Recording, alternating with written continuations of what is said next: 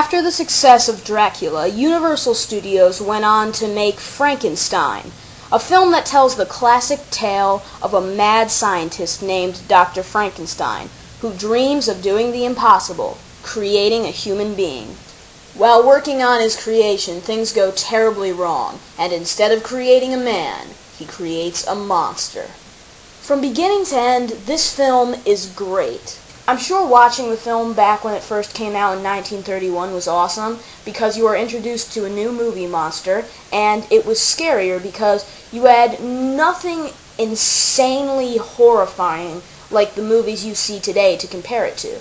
But in my personal opinion, even though you do have something incredibly scary to compare this film to, and it might not scare you as much, it's way more fun watching this film nowadays. Seeing all the memorable scenes in this film that have now gone down in movie history is pretty cool. And the scene where the Frankenstein monster finally comes to life never gets old. Watching the birth of the biggest horror movie icon of all time is incredible. Now, after his awesome performance as Count Dracula, Bela Lugosi was asked to play the role of the Frankenstein monster, but he refused.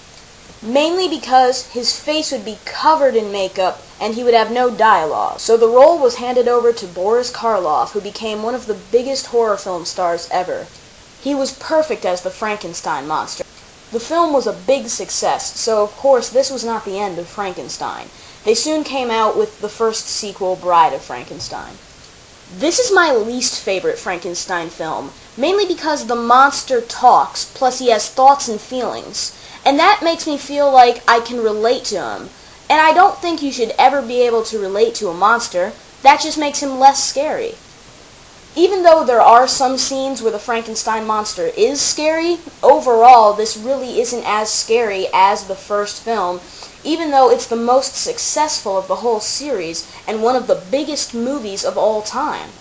Most horror film fans say that they didn't like this film as a child either, and that it's something you need to be a little bit older to appreciate. So maybe when I get a little bit older, I'll see the beauty in the monster having a voice and not being as scary as he was in the original film. But right now, I just can't see how the Frankenstein monster not being scary is entertaining.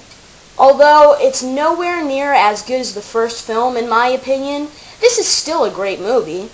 It's just not scary.